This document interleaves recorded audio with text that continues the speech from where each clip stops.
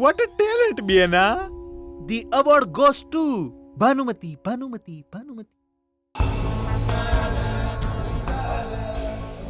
આપણા રસ્તાના કોટાને હટાવવા માટે તે જે જોરદાર એક્ટિંગ કરી છે બેના, શાબાશ બેના. ભલે યુદ્ધમાં 100 વાર હાર મળે પણ સામે એક જીત એવી મળવી જોઈએ જે બધાને યાદ રહે ભઈલા.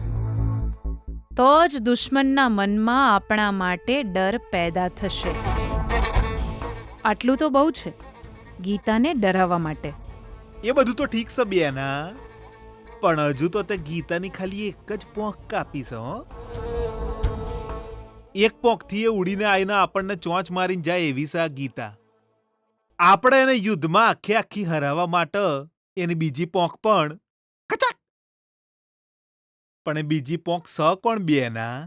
વિજય.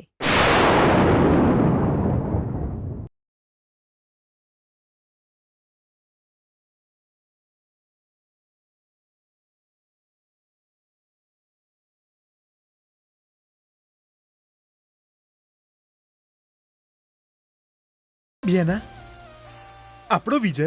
હા, વિજય. ગીતા આટલી ઊંચાઈ પર ઉડી રહી છે એની બીજી પાંખ બીજું કોઈ નહીં, આપણો વિજય જ છે.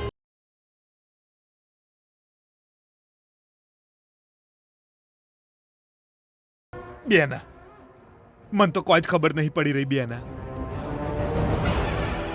બેના, આપણો વિજય એ ગીતાનો જાની દુશ્મન છે.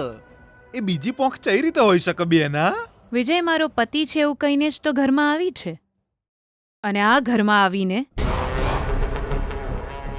એક ગીધની જેમ આપણી આંખો ફોડતી આપણા સપનાઓને ચાંચ મારતી રહી છે. જ્યારે આ પતિ નામની મહોર નહીં હોય ને, ત્યારે જ આપણી જીતનો ઝંડો લહેરાવી શકીશું. પણ હવે એ બધું કરતા પહેલા આપણે ઘણું બધું કામ કરવાનું બાકી છે ભઈલા. તારો કહેવાનો મતલબ એમ છે કે અત્યારે જમવામાં હજી બહુ વાર છે, એટલે નાસ્તો કરીને અત્યારે કોમ ચલાવી લેવાનું. એની હારની શરૂઆત થઈ ચૂકી છે, અંત પણ આવશે. જોતો જા, બધું ખબર પડી જશે. અત્યારે તો હું ખાલી એટલી જ રાહ જોઈ રહ્યો છું કે ચાણે આ ગીતા હારસના ઘરમાંથી જશે. બચારી કોલેજમાં હારી જ્યાં પછી એ ઘરમાં આવશે તાણે ઓયકણ પણ એની હારના સમાચાર મળશે.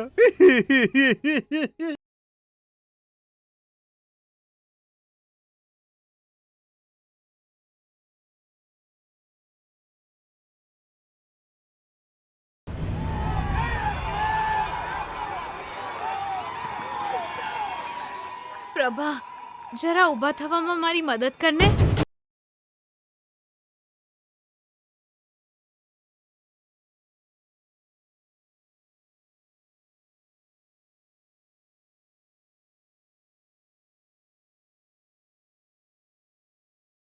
પ્રભા, પેલા શૂઝ આપતો.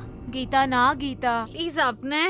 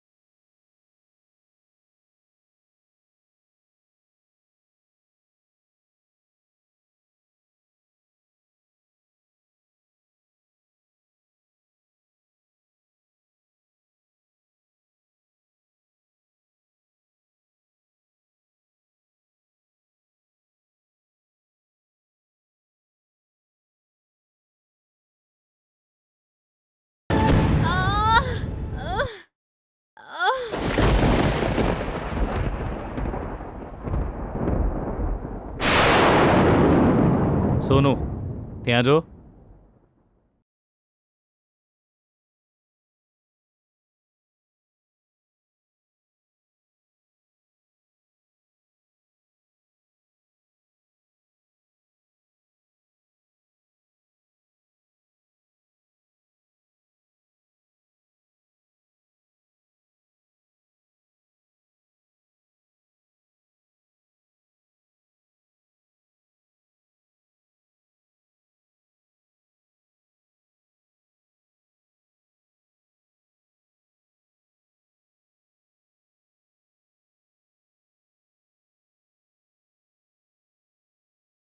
Referee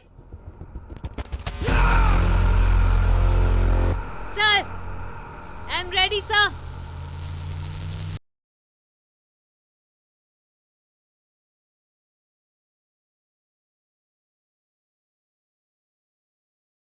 Are you sure? Yes sir I am ready.